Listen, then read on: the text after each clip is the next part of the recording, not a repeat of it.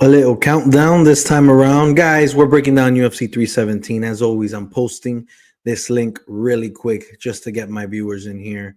And we got a good card on hand. So in just a moment, we'll be starting up. And live breakdown. And we're going to get started in just a second. It's going to be good, guys. This card's good. A lot of holes. I'm going to be making a few videos this week. And live breakdown, my story. We'll let a few people get on in here. Welcome, welcome. Manage videos. Live. Let's see. Going to let a few people come in here. I just posted. And then we'll get right to it. This is going to be a good card. 12 fights, though. Here we go. Here we go. I'm able to put this thumbnail. I won't take too long. I'm using AI for these thumbnails. They're pretty funny, honestly. It's interesting choices I'm making here for sure with this thumbnail. But anyway, starting us off 9 minutes ago. All right, changes saved. What's up? What's up? What's up? Let me get back to the chat view. Comment here. Yo, only person I've ever subbed to on Insta. Love your pics. What's up, man? And you're my only one in here right now. But I just posted this about half an hour ago on Instagram. I'm hoping we'll get a little more traffic. Yeah, it's gonna be good. I have some really good picks. I love cards like this. International Fight Week is fantastic, and there's a lot of holes. So today I'm gonna do full card breakdown. I am gonna kind of go over the bets. I'm gonna have them open. I'm not gonna be too thorough with the bets because I want to make a video of a lock I have, right? A lock play for everybody that I'm gonna start giving free, and then after that, I'm gonna do probably tomorrow, Friday, like a final look type of just released card update. So it's about Charles picks hurting me. Oh yeah, bro, that was hilarious. I was cracking up this morning. Well, not this morning, this afternoon. You were like, either way, I'm not double the loss. Yeah. Then if I were you, bet on Charles. No, you can't bet on Charles. So you have to go the other way. Put the house on Taporia. If he loses, then you don't feel as bad. That's basically what you were saying. But anyway, 3 cats in here. I'll start off like this. The last few times I've done this, within 10 minutes, we get quite a few more people trickling in. As always, guys, feel free to comment. I like engaging with you guys. And in the last few weeks, I've received a lot of feedback about doing more lives. It seems you guys prefer that. And I actually like it better too, because it feels like I'm talking to somebody. Believe it or not, it's a lot harder when I feel like I'm talking to the camera and nobody's listening. It's a little unnatural. So I do prefer this, and I'm trying to do it weekly. I've been even doing the fight nights. So UFC 317, guys, International Fight Week, debatably the best week of the year as far as the UFC is concerned and mixed martial arts. Never been to Vegas for it, but a lot of excitement and one of the best main cards of the year. Quite frankly, one of the best main cards. So I'm going to start us right off, guys. I don't want to waste anyone's time.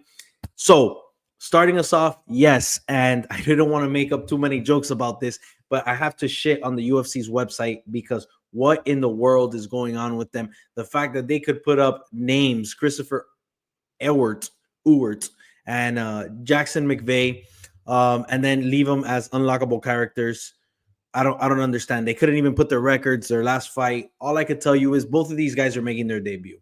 And I would be lying to you, and I would be the worst type of handicapper, content creator, if I told you that I've done a deep dive of both of these guys. At the end of the day, Cedricus Dumas was awaiting some sort of court hearing that would assist him, not assist him, I'm sorry. Let me put this in normal terms. He had an ankle monitor. He needed to be tracked through GPS satellite, and they basically they needed to have a hearing to see if he could go to Vegas to fight without the ankle monitor. And guess what? The hearing was apparently scheduled for Thursday, which would be too close to the fight. They wouldn't have the time, or on Friday even. He would need to be at weigh-ins. So he had to step out. He had to, be Cedricus Dumas. And I'm over this guy. I really thought they were going to cut him. He was arrested not too long ago, found in the dog crate. Long story short, I'm not giving you a pick right now, right? That's why that follow-up video I'm going to give you guys later on in the week will have this fight, but I haven't done enough of the studying. 2 debuts, that could be really tough. This fight could start off and be an absolute banger, or it could be 2 regional guys not showing off and starting off the card just terribly. So I'm leaving this at that. But UFC needs to do something about their website, because this is BS to have these unlockable characters starting us off. And with that being said, Alvin Hines has been part of this card for quite some time now. Also an unlockable character. Also no record shown. We gotta do something about this. But with that being said, we are gonna start off, guys. We got Denise. We got Alvin Hines. Hines coming in as a plus 275 underdog. Denise a minus 375 favorite. Guys, yesterday night I was looking at odds. Denise was a minus 300. The day before he was minus 250. I think I've seen him as low as minus 225 when this card opens, and I do regret not taking him earlier, because as this week progresses, I feel more and more confident about my pick with Denise. At the end of the day, he's a little more battle tested. He is a very good kickboxer. He is very powerful. And personally, in this fight, I think he finds a shot. If you can, go check out Alvin Hines in any recorded fight. Look up anything you want about this guy. I got to be honest with you. I got to be honest. And I don't like shitting on fighters. But this guy's sloppy. This guy's sloppy. I listen to other people. I read things on Twitter. I see Instagram posts. I see all sorts of people talking about breakdowns. I really do. I am my phone and my laptop is just all UFC all the time. Guys, Hines might be a decent grappler if he takes down Denise. Guys, I don't see a world where Hines takes down Denise. I think he is sloppy as shit. And if he gets Denise up into the cage, maybe he trips him up. Maybe he uses his weight. Maybe he bear hugs him. I don't know what he's going to do, but it's going to be super unorthodox. And it's not going to be something that you're going to be like, wow, this guy's an elite wrestler, because he's not. All right. So I agree that Denise has issues coming off of his back. If this fight gets to the ground, Denise is in trouble. I just don't see that happening. What I really like here is Denise keeping the distance. I think hopefully he's strong enough to keep Hines away. If he closes the distance, takes him up into the cage, hopefully he could get some separation. I like Denise by knockout. With that being said, let's look at some quick odds. Total rounds, the under 1.5 is minus 120.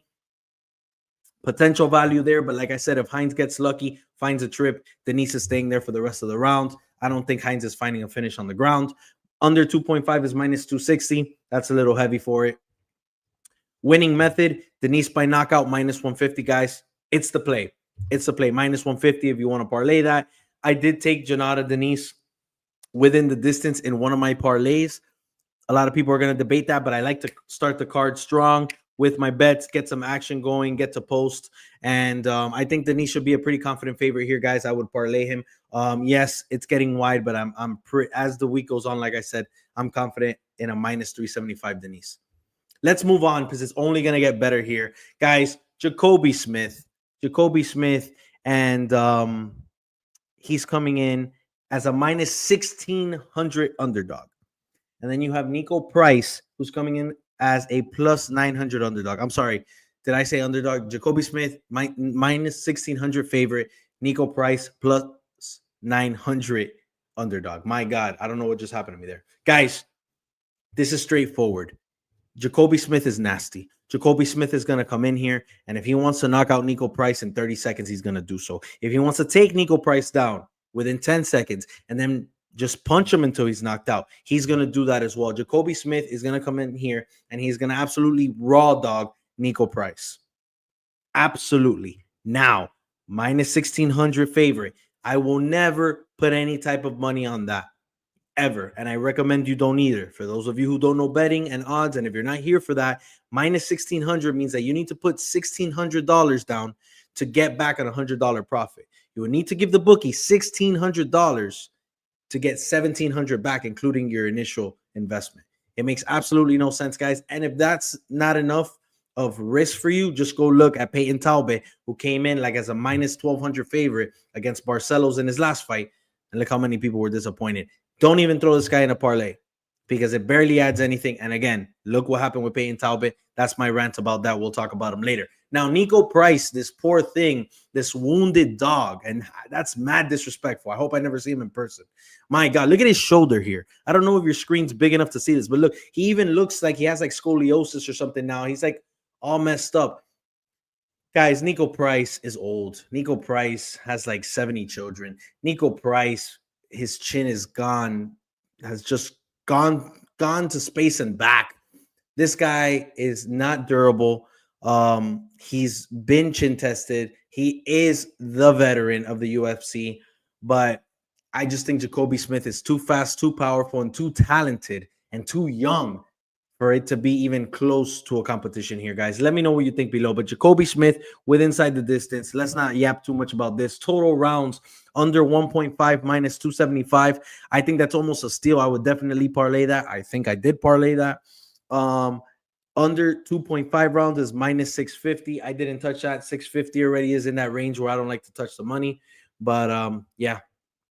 Someone was about to say about Talbot, he lost me crazy 6-part parlay for €1 to be 160 or something. Yeah, exactly. And the risk wasn't the reward. And it's just that happens. You think it's a lock. You think adding a leg is so valuable. Yeah, adding a leg is valuable when it's like minus 120, when it's plus money, right? But if you're adding a leg that's minus 1600, you're just risking another fight for no reason to win another $5. It's not worth it, guys. Don't do it. Now, fight to go the distance, no is minus 170. Let's cut to the chase. Jacoby Smith to win by finish is minus 600. And let's see, winning method. Jacoby Smith by knockout minus 275. There it is. We live and we learn. That is true. We've all made these mistakes. Let's move on, guys. These fights are quick to break down. The good ones get in after. Terrence McKini. And then we have Vashlav Borchev. Guys, this is tough because Borchev is a decent striker. Borchev isn't bad. Borchev has had somewhat bad luck in some fights. We've seen him fade a little bit, but his striking is crisp. His striking is good. He packs a little bit of power. And then you have Terrence McKini, who, if you ask 2 years ago, 2.5 years ago, probably at this point, you're like, oh, this kid's the future. He is so freaking talented. He's strong. He's a great striker. He comes out with this energy. He could take somebody down. He could submit them. He could ground and pound them. But there's something wrong with Terrence McKini. And it's the worst possible thing that you could have as a mixed martial artist. And it's the fact that he has no chin. And it's not been proven once, but proven multiple times. And now when you're fighting someone like Borchev, which I start off by saying he's a good striker, there's a little bit of concern. Not much, but there is a little bit of concern. Personally, I think Terrence McKinney's on this trajectory moving upward, where Borchev is on this trajectory moving downward. And because of that, I feel confident in saying I think Terrence McKinney comes out in normal Terrence McKinney fashion and he tries to put on a show. I hope he doesn't get chinned, but I think he either finds his shot early, hits Borchev, just like Chase Hooper's done, right? Finds the button, or he finds a way to get close to Borchev, brings him down, and honestly, I think it's more that he beats the hell out of Borchev and it's a TKO on the ground. I don't know if he subs him. Maybe he can. We've seen Borchev sub before, but he is not a terrible defensive grappler. And I think Terrence McKinney has a better chance of mounting him or getting on his back and then posturing up and then just beating the hell out of him, getting ugly with elbows, finding the shot and hoping the ref ends it. I think that's how it happens, guys. I am going to take Terrence McKinney here. He's a minus 180 favorite. Borchev is a plus 145 underdog. I think McKinney's the steal here. Total rounds under 1.5 is minus 240. Under 2.5 is minus 600. I don't think this gets anywhere near the third round, but guess what?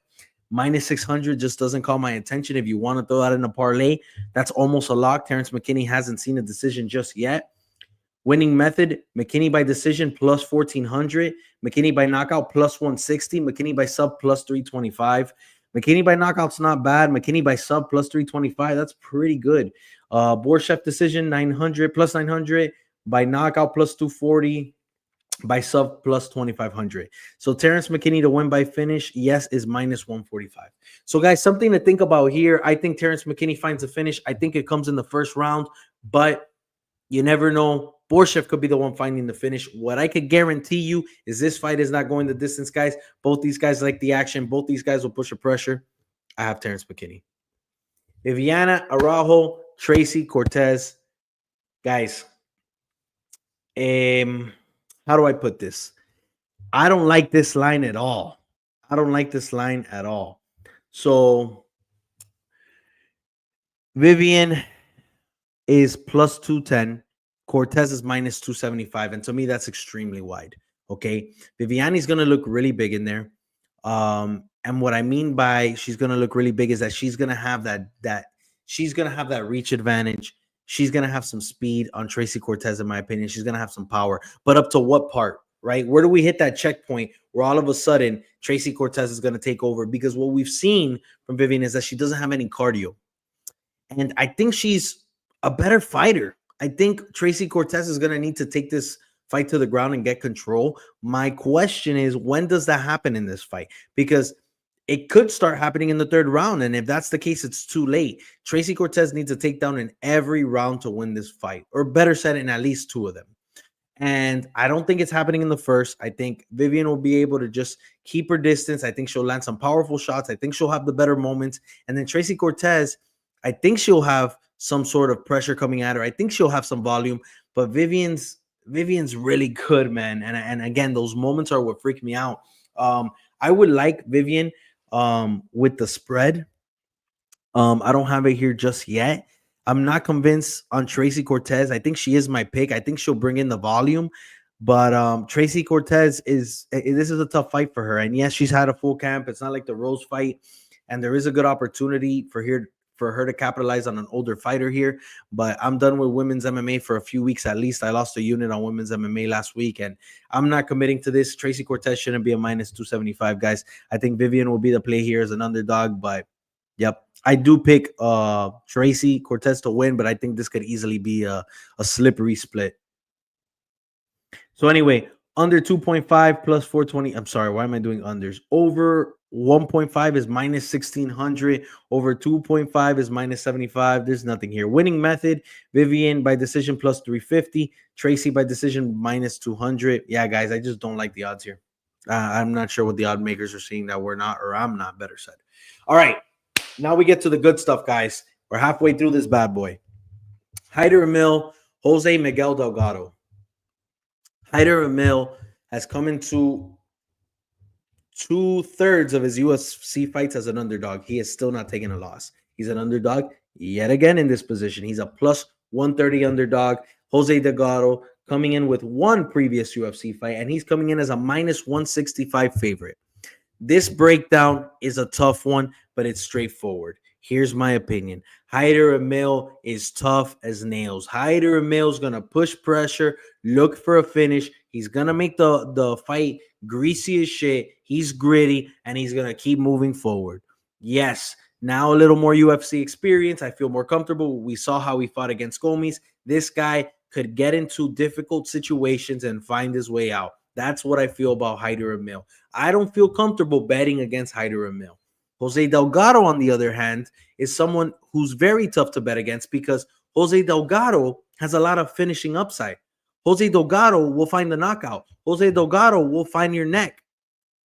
So when you're dealing with both of these guys, I'm telling you, there's a guy who's not going to get finished and always move forward and be gritty and have the chin and work his way out of bad positions. But then I have a guy who's almost becoming a specialist and ending these fights. So what do you do here? And it's official. And I put a video yesterday. Go check it out. And guys, per usual, I'm going to stop this for a second. Like, comment, subscribe. It helps me. In the lives, comment, leave some dumb shit. I'll read it out loud. I might even put it on the screen. Like it, share it. It helps the algorithm. Subscribe if you like this content. Go check out my underdog play. But either way, to my point, Hyder Emil is my pick because I am going to go with the guy who has a little more UFC experience against better competition. I'm going to go with that guy. I want the gritty guy. I want the tough one who's proven he could get out of positions. Am I saying that Jose Delgado can't find the finish here? Not necessarily, because that's what prospects do. They come in, they wow us, they do something we think they can't do. Boom, now they're all on our radar. Am I predicting Jose Delgado to find the finish? Not necessarily. I think Hyder Emil could stay away from trouble, man. I really like this guy. I could see where you want to pick Jose Delgado here. Technical ability, finishing ability, I get it, but I'm not ready to bet against Hyder Emil, especially since Jose Delgado is so fresh in the UFC, guys. A little more of a breakdown on that video, but yeah, I'm going Hyder Emil. He's my first dog of the night. Jack Hermanson, Gregory Rodriguez. This should be fun. Jack Hermanson, a part of me almost immediately hopped on Jack Hermanson when I saw this fight. Pause. Jack Hermanson is good. Jack Hermanson is coming off a 5-round decision victory fighting Joe Pyfer. And you're going to say, okay, Gregory Rodriguez, Joe Pyfer. I see some compatibility with power here. I see it. This could be very similar. But let's say that again. Number one, it's been over a year. Number two, it was a 5-round fight. This is a 3-round fight. And let's be honest, Joe Pyfer kind of got the best of Jack Hermanson in those first 2 rounds. So when we're talking about a 3-round fight, now everything changes. Because to add to the point I was making, Gregory Rodriguez just proved his gas tank is empty. He got finished by Jared Cannonier in the 4th round, got dropped in the 3rd. But the only thing I will say is Gregory emptied the tank to try to finish Jared because he had him hurt really bad. So was it poor management as far as energy expenditure goes? Or was it just that he was looking for the finish and hey, he couldn't get it and he just gassed? He didn't get that second win. Too early to tell because Gregory Rodriguez has been in some freaking wars and he's always there. Looks tired, but he's always there. But in a situation like this, man, the 33-year-old Gregory Rodriguez is a fucking monster. Okay. And Jack Hermanson here, I think he's going to be technical.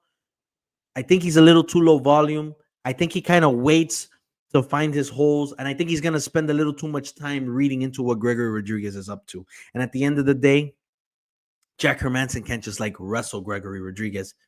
Too strong, too good of a grappler. So now we're going to be in these striking exchanges. And Gregory Rodriguez is the powerhouse here.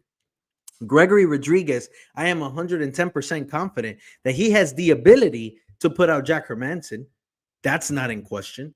But is it going to happen? I'm uncertain. But I'm not going to question his gas tank.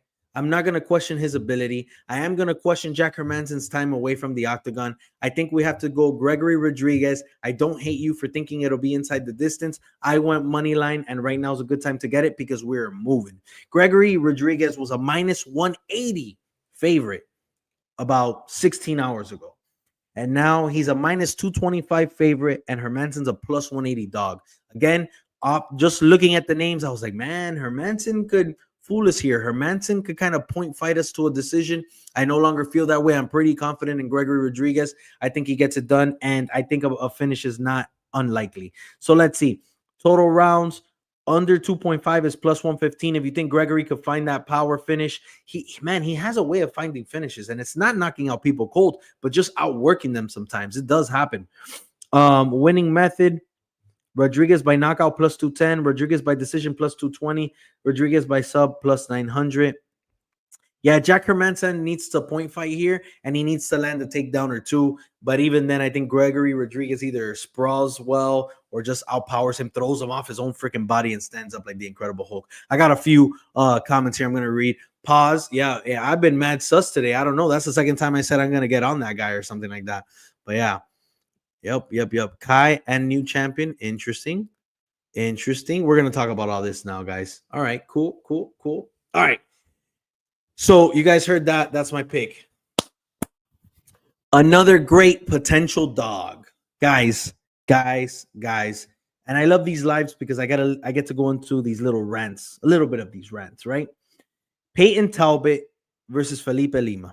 Felipe Lima is currently a minus 200 favorite. Payton Talbet is a plus 160 dog.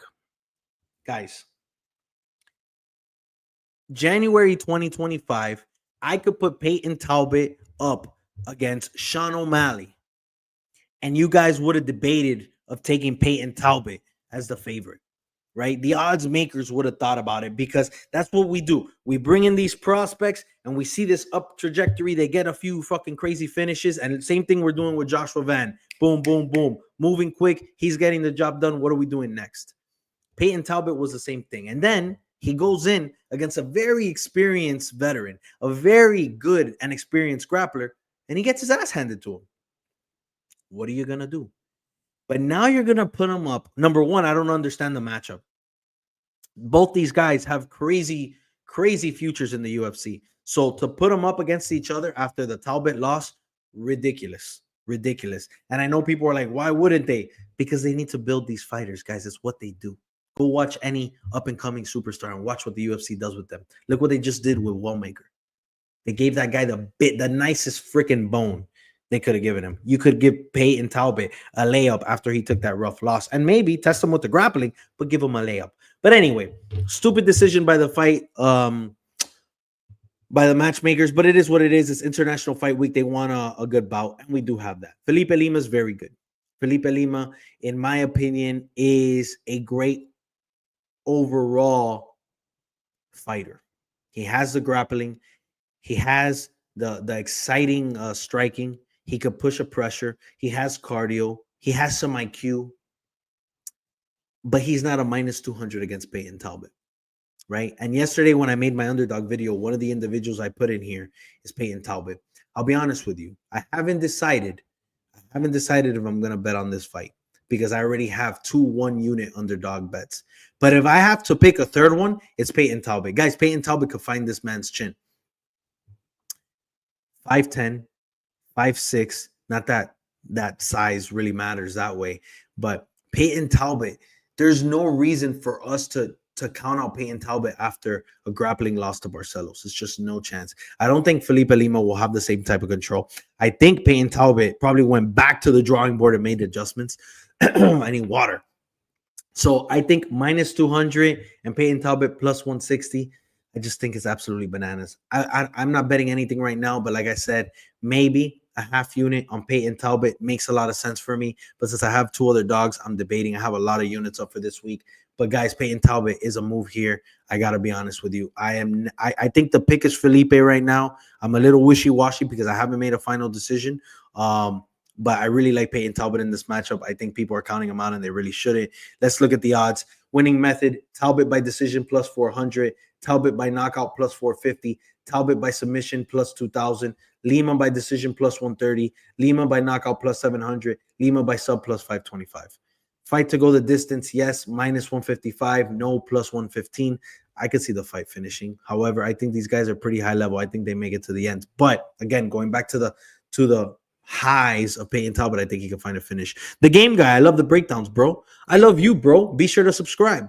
Be sure to subscribe. Leave a comment. Like.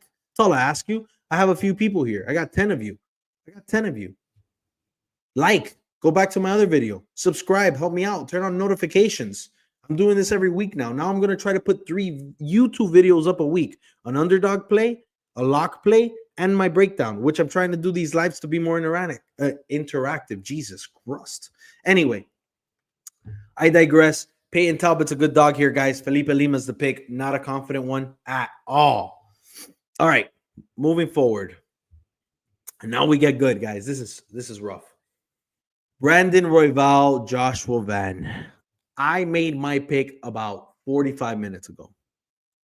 And I wouldn't even be able to tell you if I'm sticking to it. I wouldn't doubt if I flip-flop until I have to make that post I put on Instagram where I circle my picks. This is a tough one. And I know this is wishy-washy as hell. I gave you wishy-washy with Payton Talbot and Felipe Lima, and I was wishy-washy about the new fight after Cedricus Dumas pulled out because I don't know enough about the guy who's stepping in. So I got to go do research, and I hate that. But here I am doing this on a Wednesday. So, guys, Brandon Royval's very good. Brandon Royval's battle-tested. Brandon Royval has fought the best fighters in the flyweight division. Brandon Royval's big for the division. Brandon Royval has not given us a reason to doubt him in this position. That is the most important thing. Brandon Royval has long, rangy striking. Brandon Royval could easily find the sub. Brandon Royval could grapple when necessary. Brandon Royval has solid striking ability. What else do I need to say about Brandon Royval? But now I go to Joshua Van. I just said all of this, and I built up Brandon Royval. I have you thinking he's the best flyweight there is. Joshua Van is 23 years old, and he's on that upward trajectory. He's asking for fights. He's putting away guys like Bruno Silva. He's doing what he needs to do. He's dominating fights. And yes, he got chinned. Yes, he got chinned. Who has not been chinned at this point, right? Wrong. honestly. But Joshua Van is very good. Joshua Van has a weird way of pressuring his opponents and making the fight his. He controls the pace. He controls where the fight goes. He's able to defend takedowns. He's able to clinch. He's able to close distance really well and make it a boxing match. And that's what Joshua Van needs to do against Brandon Royval. Now, the competition's different. So when Joshua Van closes the distance, he needs to be careful with a knee. He needs to be careful with an elbow. He needs to be careful with a freaking headbutt. He needs to be careful with Brandon Royval freaking jumping a ghillie, even though I know Joshua Van's not going to go for a takedown here. There's so much more Joshua Van needs to worry about in this fight. But for 15 minutes, can he outstrike Brandon Royval? Yeah, I think so.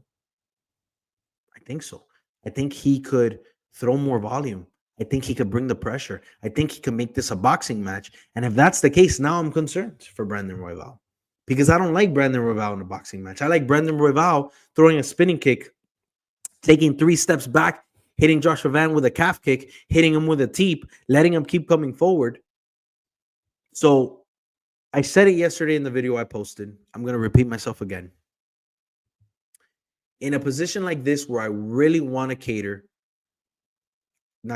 where I really want to pick the 23-year-old whose trajectory's up, where he's proven that he's very good, where he's proven that he could be dominant, I'm gonna lie with experience. I'm gonna lie with the veteran. I'm gonna lie with the guy who's been battle tested. Because at the end of the day, there's a difference between Cody Durden, Bruno Silva, and the top of the division. And unfortunately, there's not anyone other than Bruno Silva on Joshua Van's resume that even is like a spark of, I want to say, gives me a spark or a sense of being impressed where I feel he's ready to dominate Brandon Royval. I think this will be a close fight. I think this does go to decision. I love the over 2.5, by the way, but I am going Brandon Royval, guys. So at plus 100, another dog, even though I didn't put money on this one, I do think Brandon Royval is going to outvet Joshua Van. But Joshua Van will be back. Joshua Van will be champion. But yeah, it's a close one. And this is an extremely low confidence breakdown because a part of me is very concerned about that volume. So total rounds over 1.5 minus 500, over 2.5 minus 250. Guys, Brandon Royval is very good finding a finish, the sub. I'm not too worried about his power. I think Joshua Van's very good defensively, striking. I'm not worried about him taking this fight to the ground. I don't think it's going to happen. I think this fight's going to play outstanding. Joshua Van, with all that good striking, all that pressure, 300 strikes thrown in 15 minutes, he doesn't have a lot of finishing upside unless he's dominating the hell out of the fighter, and that's what we saw with Bruno Silva. But in this position, I don't like a finish, so I did parlay over 2.5 rounds with something else.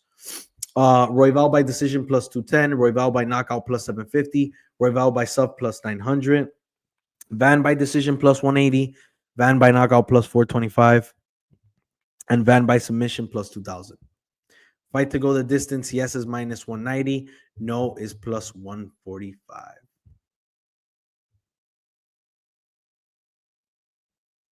I should have taken fight to go the distance instead of over 2.5 rounds. I don't know if I said under 2.5. I definitely meant over 2.5. I think this fight goes to decision. So there you guys have it.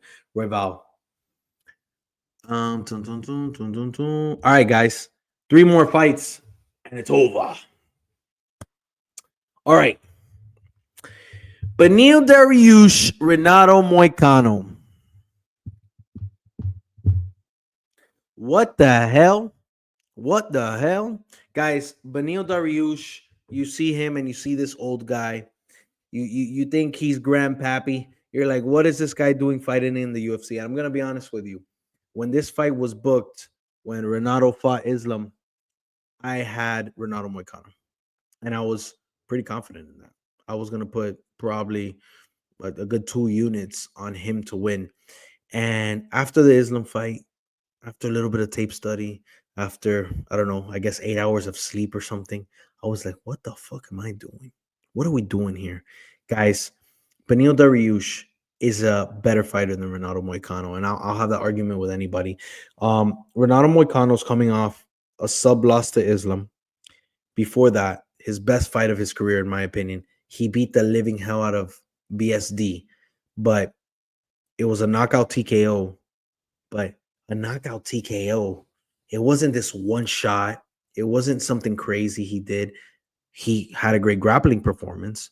He went toe-to-toe striking, but when he took the fight to the ground, what he was able to do was mount his opponent and make it ugly, and BSD had no idea what to do. If Beneil Dariush is in that position, nothing happens. Nothing. Beneil Dariush sprawls and finds a way to get up. Beneil Dariush wouldn't have his back on the ground like that against Ronaldo Moicano, and if he did, he's hunting a sub. All right? So then we go to the fight before that. Jalen Turner had Ronaldo Moicano done, toast, finished, finito. And Jalen Turner's dumbass tried to hit a walk-off. What happened? Next round, kind of gassed almost. And same thing. Ronaldo Moicano found a way to mount his opponent and beat them down. He beat him down. So when I think of Ronaldo Moicano in that sense lately, how he's coming in, bringing down these guys, beating the hell out of them, I'm like, is that going to happen with Beneil? Hell freaking no, guys. And I'll tell you something about the striking. Ronaldo Moicano's not powerful. Beneil Dariush, a little sneaky, has good kicks, a little faster. I wouldn't be surprised if Beneil Dariush point fights Ronaldo Moicano and wins. I'm going Beneil Dariush here, guys. They're the same age. They're the same age. Everybody sees the gray hair. The only thing that is giving me a little bit of anxiety with my bet, and I don't know why I use that, like if I'm a victim. No, I gamble money, cut the anxiety. I'm always anxious. The only thing is that Beneil Dariush hasn't fought since 2023. And I really did think his last fight was early last year. And when I was looking at the dates, I was like, 2023? Guys, at that age, ring rust does happen. And I know like John Jones was able to overcome that. Several other fighters have been able to overcome that. But I don't know how I feel about Beneil Dariush because he hasn't fought in 2 years, almost 2 years. And he's coming off 2 knockout losses. And I know people use the knockout losses, but they were to Armin and Charles. So contenders, different breeds, nothing like Ronaldo Moicano. So I don't like the comparison, but I'm very concerned about Beneil Dariush's chin. But I'm also very concerned that Ronaldo Moicano has nothing for him. So with that being said, guys, I'm going with another dog here. We have Hyder Emil, potentially Payton Talbet, potentially Brandon Royval, and now Beneil Dariush. Last week, 6 underdogs won. So don't give me shit about it. So yeah, Beneil Dariush. The last 2 fights of the card. Here we go. Alexandra Pentoia, Kaikar, France. Guys, I'm going to tell you something about Kaikar, France. Oh, snap. I'm so sorry. I do need to go back. Beneil Dariush plus 100. Ronaldo Moicano minus 120. Total rounds. Over 1.5 is minus 220. Under is plus 160. Over 2.5 rounds is minus 110. Under is minus 120. Winning method, Dariush by decision plus 275. Dariush by knockout plus 400. Dariush by sub plus 1,300.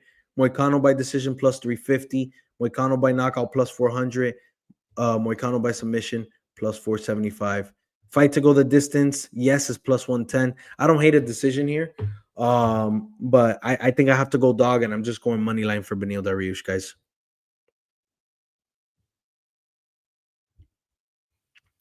Alexandra Pentoia, Kaikar, France. Guys, a fight we've seen before back in the day when these gentlemen were trying to get into the UFC. But we only saw 2 rounds of it because it was on the Ultimate Fighter. 2 completely different fighters. And this is what I'm going to say. I follow a lot of fighters on Instagram. I try to see what they're doing, how they're looking. If there's something that Kaikar France is doing, is looking freaking good. Kaikar France is looking good, guys. He looks dialed in. He looks ready. He's coming off against that from that beautiful win. Starched Steve Erceg, someone who went 5 rounds with Pentoia. He starched him. blew us all away because I thought Usyk was going to get that fight. And now we're here, and Kaikar France is fighting Pentoja. The problem is there is not an ounce of me who could bet against Pentoja until Pentoja looks like shit. And the fact is, he hasn't.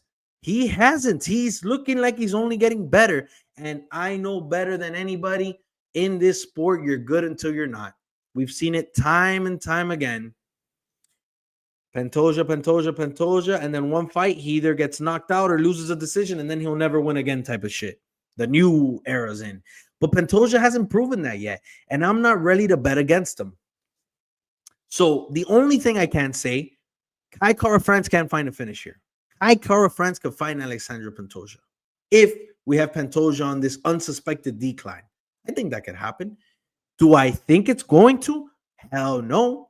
I'm all over Pentoja here, guys. Pentoja money line. And I love Pentoja in the fact that I think he's going to be able to walk forward. I think he's going to be able to take everything Kaikar France has to give him on the chin because he has a hell of a chin.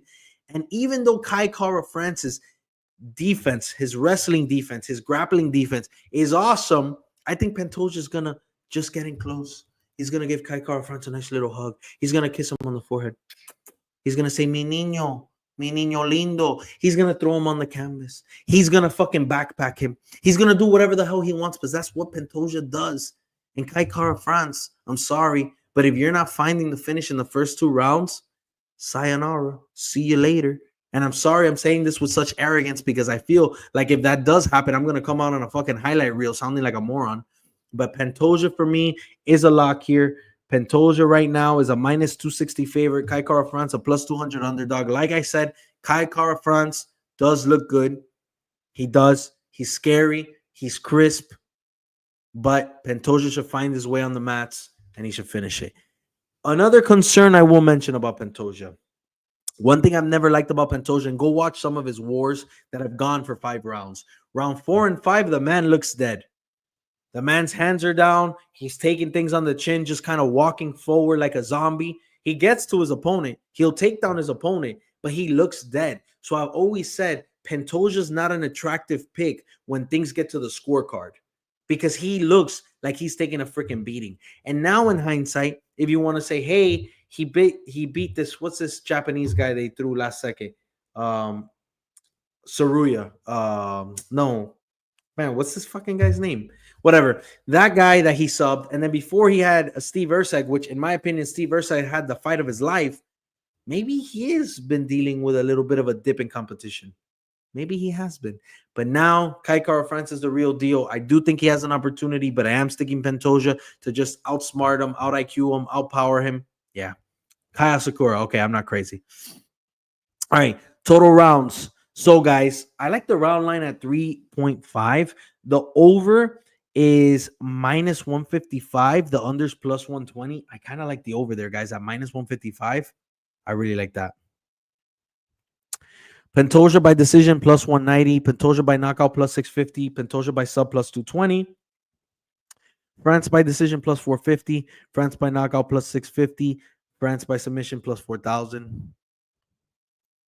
Fight to go the distance, yes, minus 105. No is minus 125. There's people think there might be a finish. The odds makers think that way. And you know what, guys? The reality is, I wonder if Pentoja being there for 25 minutes, yes, maybe for a round or two, Kaikar France could avoid the takedowns.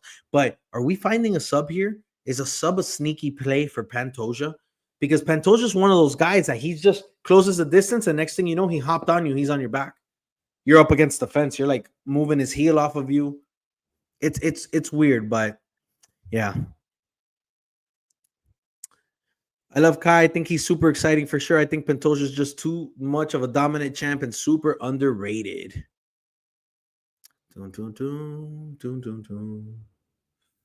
All right, guys. Oh, my Lord. There we go. Got to unhide it. There we go. All right. Last fight, and then I'm going to open this up to like questions we could break down. You guys have heard my whole breakdown. Some of you have been here the entirety of this breakdown, and then we could talk about some questions. But let's get right to this. Ilia Taporia making his lightweight debut in the UFC, coming in undefeated, 16-0. Ilia Taporia has taken this organization and mixed martial arts world by storm. I'm gonna be honest with you. When I saw him fight Josh Emmett, that's when I knew. And I remember he was walking out of the octagon, and him and Volk exchanged some words that day. And they kind of, I think they even might have faced off. And I remember saying, like, oh shit, this guy's like fucking nasty. There was 2-10-7 rounds against Josh Emmett. And obviously Volk and Josh Emmett are different calibers, but I was like, bro, this kid's good. Like, that's when I really knew how good he was. And yeah, he's coming in on his lightweight UFC debut as a minus 475 favorite against Du Bronx. The champion has a name, Charles Oliveira, one of the biggest fan favorites of this organization in modern day MMA. Guys, there is no reason why I should have this much confidence or the public should have this much confidence on Ilia Taporia. But somehow we do. And when I feel this freaking good, I get nervous usually. It happened with Buckley, actually. I thought Buckley was going to start Usman, but I'm way more confident in Taporia. And a part of me is like, don't sleep on Charles. Don't sleep on Charles. But there's not a part of me that believes Charles will win this fight. I mean, obviously it's a fist fight. Obviously anybody could catch anybody. But technical ability, speed, power, efficiency, cardio, I give Ilia everything here. Everything. The only thing Charles has is longer limbs and the height advantage. That's it. That's it. That is it, guys. Ilia Taporia is different. Ilia Taporia could close distance on a heavyweight and make it look easy. I strongly believe that. His footwork is impeccable. He started with Greco-Roman wrestling. He's good on the ground. He's extremely strong. He's going to walk in there at like 175 pounds, and he's 5'7". He's powerful. His legs are huge. He has this perfect center of gravity that he generates this force, and he works your body at crazy super speed. Doesn't even really change levels. He just goes from body to head, throws nasty boxing combinations, and he's putting everybody out. He put out Volkanovski, who's been chinned before. Okay. He put out Max Holloway, who's never been dropped before. Never been dropped before. Max Holloway's been through wars in the UFC. He's fought the best ever. So now we go to Charles Oliveira. And what I'm going to talk about here is the fact that everybody's like, guys, be careful. The long rangy striker. The champ has a name. Don't sleep on him. He doesn't give up. Okay. But Charles is like a terrible matchup for Ilia. Because Charles, number one, has been chinned a shitload of times. Charles used to give up. He was known for giving up. And then somewhere along the line, he stopped giving up. And then he got into these fights with Dustin and Gaethje and these type of people who were knocking him down in the first round. And they were too scared to hop on his guard, into his guard. And all of a sudden, a round later, Charles Oliveira would just beat the shit out of them. Islam Makhachev got the best of Charles Oliveira and found the sub because he threw himself in his guard. So if you think that Ilia Taporia can't come in here and starch Charles Oliveira in the first round, you're absolutely mad. But there's one thing I will say. I think Charles Oliveira comes in here, and I think he isn't going to fight the same way he does, even though he said he's the lion of the division and he's going to. I don't think he's going to pressure forward. I don't think he's going to get close and try some Muay Thai shit. I think he's going to try to keep his range. I think he's going to throw a lot of leg kicks. I think he is going to hope the power lands on the back of his punches and he's going to be moving backwards. And another thing is, when you look at Ilia's topology and his record, you see that Ilia is not really a first-round finisher. He really likes to work in the second and third round. And it's because Ilia lets his opponents show the route the fight's going to go. Ilia Taporia takes a couple minutes to find the holes, and then he'll land some good shots. But then round two, he just finds his groove. Comes in, moves around, gets his movement going, gets his combos going, and then he just pulls forward. And next thing you know, you're up against the cage, and Ilia Taporia is in front of you, going for two body shots and coming up with a hook, but you don't even know what side it's coming from, and it's going to get you before you blink. Because that's what he does, and he's done it to multiple people.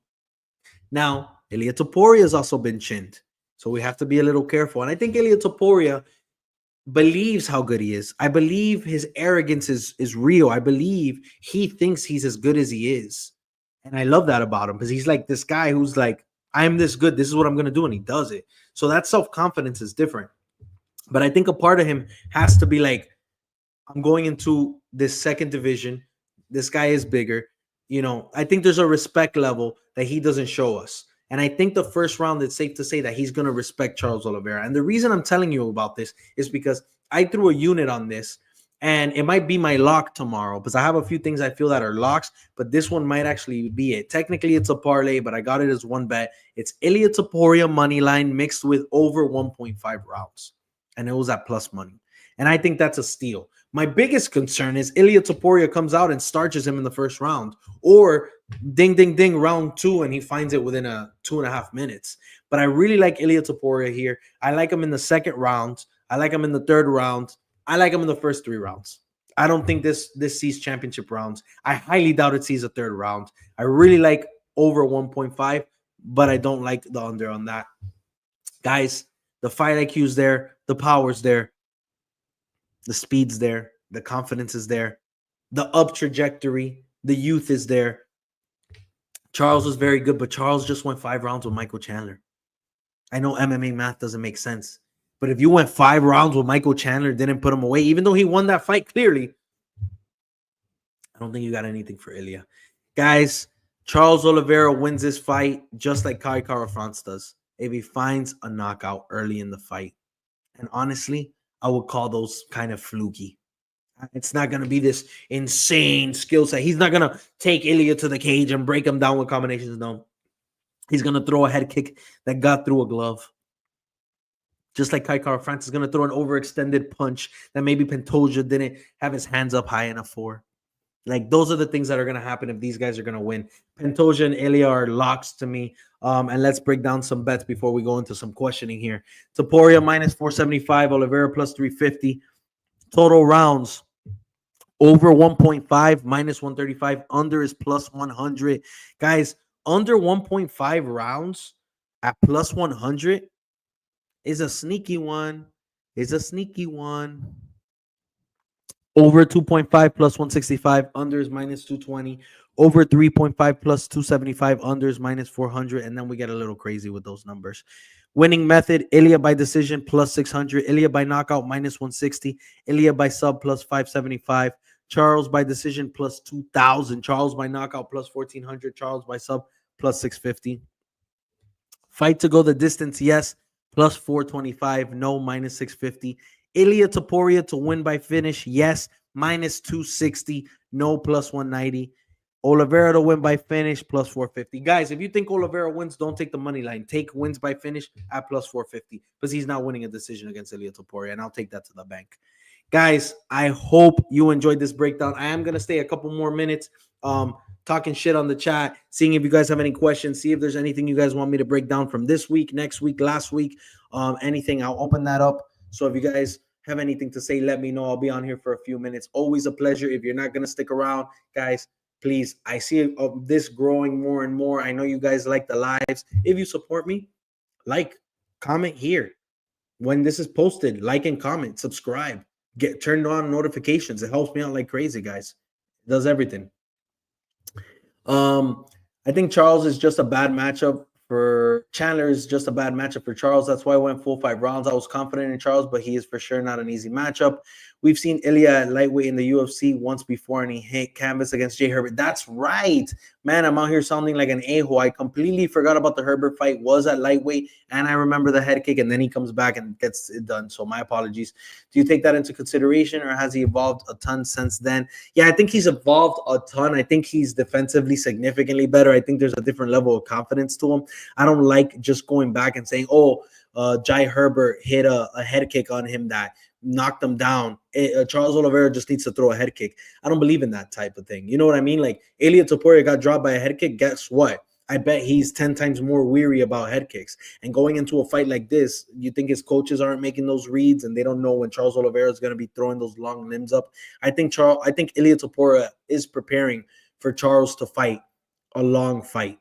And what I mean by a long fight is I mean a rangy fight, a distance fight from him. And yeah, so I'm not too concerned about it. Charles Oliveira has sneaky power. I think it was Justin Gaethje who went on and he said, guys, Charles Oliveira like hit me the hardest I've ever been hit, and everyone was like, "What the hell, this guy?"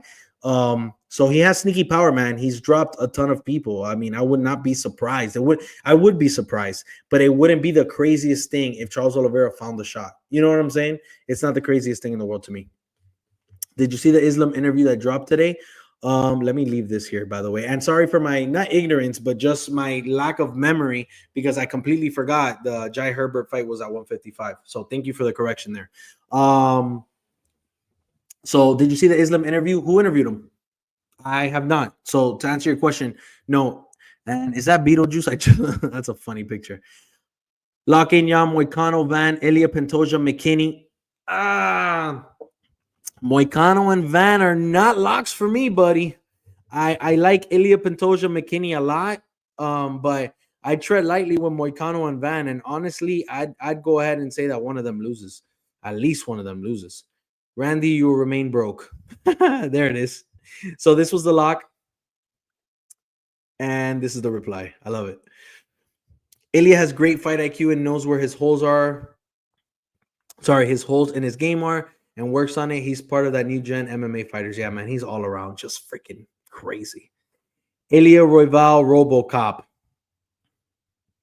The odds on that are probably really nice. You know what? Let's do that. Maybe I'll make a parlay. You know what, guys? One thing I like to do is a long shot, right? So I picked 3 fighters. I know Matty Betts does this thing where it's sub, decision, and knockout. I'm not necessarily going to do that, but I want weird props in every fight. This is a really good card for them because a lot of underdogs are good. So if you guys have like crazy legs or something you really think will happen, throw it on here. I'll look it up and let's see if we can build something together. But now let's see this. So Ilia Taporia. So it's going to be, you said Ilia, Royval, and RoboCop. Mr. RoboCop, where are you? Okay, so $100, it's plus 250. So $100 gives you $250. So that's not bad. I really like that parlay. That's something to think about, guys. All right. Tapelo, stop talking and place $5. Watch it hit. Scared money don't make money. Sprinkle 5 on it, casual. And I'm not sprinkling 5 on anything, and especially that bet because I just don't think those 2 fighters win. I'm not going to put money on fighters I don't think is going to win unless it's my long shot, and my long shot is half a unit, $25. So sprinkle 5 on it, casual. MMA Junkie interview him. Was a great interview. He basically confirmed that he isn't stopping soon, as Ali had said on Twitter. Nice. I have to watch the interview. I like Islam a lot, man. I think when it's all said and done, we're going to be like, yeah, he's way better than Khabib. Royval, Pentoja, Charles is my long shot pick. Royval, Pentoja, Charles. Oh, my God. Throwing Charles in the mix there is insane. I get it. I mean, there's value for sure. So let's do yours, guys. All right. Charles, Royval, so plus money, and Pentoja. So in this one, it's plus 1146. So $100 makes us 1246. So wow. Wow. All right, Kai knockout, second one. Man, Kai by knockout isn't a crazy pick, man. I don't think that's a crazy one, man. I think there's a world where Kaikar France comes in here and he starts just Pentoja. Am I betting on it? No. Do I think it's likely? No. But is there a world where it happens? Yeah. And I have a funny feeling, man. I keep seeing Kaikar France videos and he looks sharp. He looks good. There's something about him right now that's a little dangerous for me. And I am nervous about Pentoja, but like I said, I'm not betting against Pentoja until there's a time to do so. Come on, $5. I'll send it back to you if you lose. Why don't you just put the $5, brother? I have 7 other bets. I'm not just gonna bet random shit you say because you want me to. You bet the $5 if you win. Rub it in my face next week when I hop on this live. How's that, Mr. Randy? Ilia round 3 KO, Royval decision, Dariush sub. Dariush subs Moicano? Maybe. For me on Bet 365, my long shot is 15.88 times. Decision for Pentoja, I think. Yeah, very possible. I don't think a Pentoja sub's the craziest thing in the world, man. I don't think it's the craziest thing in the world, but you know how that goes, especially with Kaikar France. I just can't be confident because his takedown defense is just too freaking good. I got to be real with you. I started this at 4:30 roughly. I've been going on for an hour. Jeez, I'm a yapper. I want us to eat, and I don't want to be the I told you so type of guy, but I got you, bro. I need an I told you so type of guy. What do you think's gonna make these lives fun? You think all of you guys being friendly is gonna make this fun? I need a couple of jackasses being ignorant in here, making this interesting. Not necessarily with me, but I'm just being honest with you. And next week, I appreciate you all being here, and I see repetitive names. I appreciate you guys coming. Turn on notifications so if you're not following me on Instagram, so you guys could just come straight into the live. And next week, I feel like it's easier for me to start when I have a good like 10 people, but when I have 2-3 cats for the first 10 minutes, it's like a slow build to viewers. So it just gets a whole lot better. And when everybody's commenting like this, I like the live so much better. I would literally do these lives close to every day if I had this participation on a daily basis, but obviously this is for the breakdowns. Like I said, I got 2 more videos coming out this week. I am going to do the lock play. So the underdog plays out. I'm going to do a lock play, and then I'm just going to do like a final Friday breakdown with official picks. And then, of course, guys, Saturday morning, you will have my official picks and bets. I already have 7 bets on the board, and I haven't even gotten to what I should have been talking about. But if you want my exclusive bets, guys, $4.99 on Instagram. Go freaking support me. $4.99 a month. It's not even a fucking Starbucks coffee. And you get to see at least what the stuff I'm putting in, what I'm thinking. A lot of it I don't give you my bets, but obviously you could kind of see where I'm leaning in some of these fights and what bets I like, because I say it a lot. I'm like, I like this.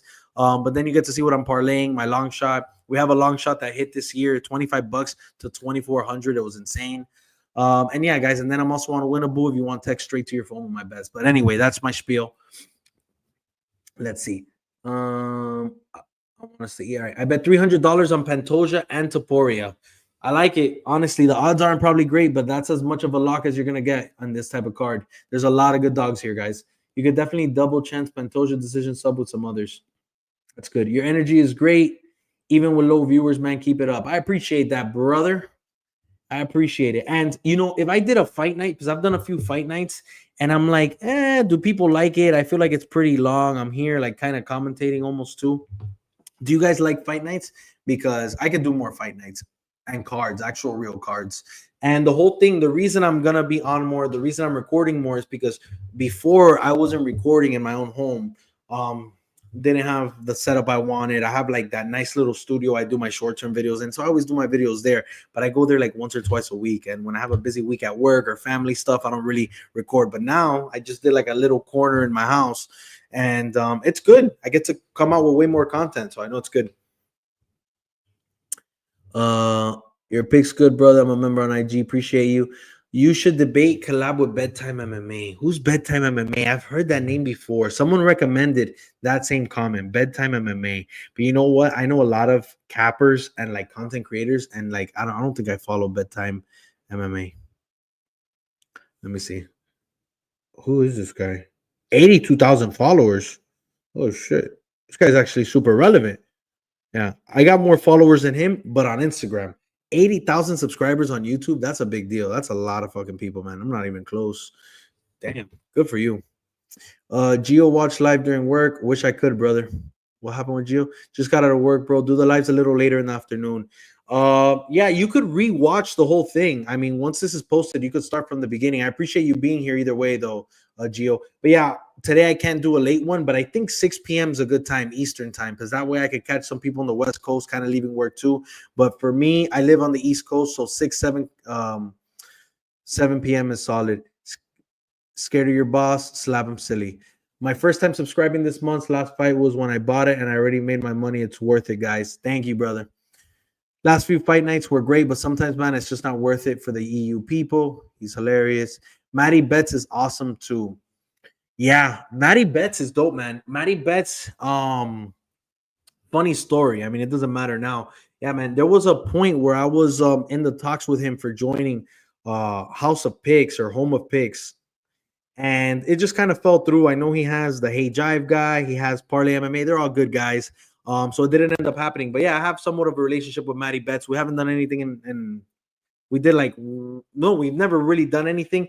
I was supposed to hop on a live with him not too long ago. I didn't end up doing it, but he's a good guy, good better, fun to watch. I like his content. He doesn't take MMA as serious, but probably one of the funniest MMA content creators for sure. Are you referring to Matty or are you referring to Bedtime MMA? But you and Bedtime for sure, my favorite MMA content creators. Hey, I'll take that, dude. I'll take that. Yeah, man. I get a lot of comments on my videos. It's funny. They're like, dude, I don't know how your following is so small on YouTube. I'm like, yeah, bro. Like, you're funny, this, that, the other. But you know what? It's when the algorithm picks up. I gotta get into the right crowd. But yeah, man, I've seen guys like Lucas, Tracy. I see the MMA guru, of course, and their followings are just so huge. And I'm like, maybe they've stolen audiences, bro. But I mean, I don't, whatever. I'm not going to talk shit, but I don't think they're all that. But anyways, guys, always a pleasure. Been at it for an hour and 5 minutes. If there's anything else, let's close this off. Definitely a few good fights coming up, a few good fight nights. We also have the Dustin Poirier retirement fight. I'm excited about that one. I laid 2 units on him. He's an underdog right now, plus 100. Go catch that. If you're a subscriber, you would have caught it before. As always, I appreciate you guys. And as always, go subscribe, go comment, go like. I appreciate the support. And guys, I would love it if you told me more of what you would like to see, guys, what type of content, etc. Who you got for Islam versus JDM. I'm going to make a full video on that. So thank you for saying that. I'm not going to break it down here because there's so much to that matchup. But yeah, guys, see you later. I appreciate all of you.